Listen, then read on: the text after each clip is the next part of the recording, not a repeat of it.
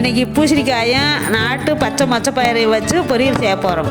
அதுக்கு பச்சை மொச்சப்பயிரை நல்லா கழுவிட்டு உப்பு போட்டு நல்லா வேக விட்டு எடுத்துக்கணும்.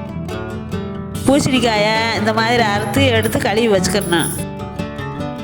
ஒரு சட்டியை வச்சு எண்ணெயை ஊற்றி கடுகு, சீரகம், வெங்காயம், பச்சை மிளகா போட்டு நல்லா வதக்கி விட்டுக்கணும். கொஞ்சம் கருவேப்பிலையும் போட்டுக்கணும்.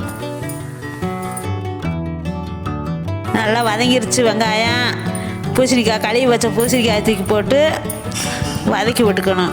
தண்ணி ஊற்றக்கூடாது. தட்டை போட்டு மூடி வச்சுக்கணும். உப்பு போட்டு நல்லா வேக விட்டு எடுத்துக்கணும். நல்லா 10 நிமிஷம் வேக விட்டுக்கணும். வெந்துருச்சு. வேக வச்ச மொச்சப்பயிரை போட்டுக்கணும். போட்டு 10 நிமிஷம் சிம்மிலேயே வச்சு வேக விட்டுக்கணும். இந்த மாதிரி வேக விட்டு கிண்டி இறக்கணும்னா சூப்பரான பொரியல் ரெடி. இதே மாதிரி நீங்களும் செஞ்சு பாருங்கள். பிடிச்சிருந்தா சப்ஸ்கிரைப் பண்ணுங்கள்.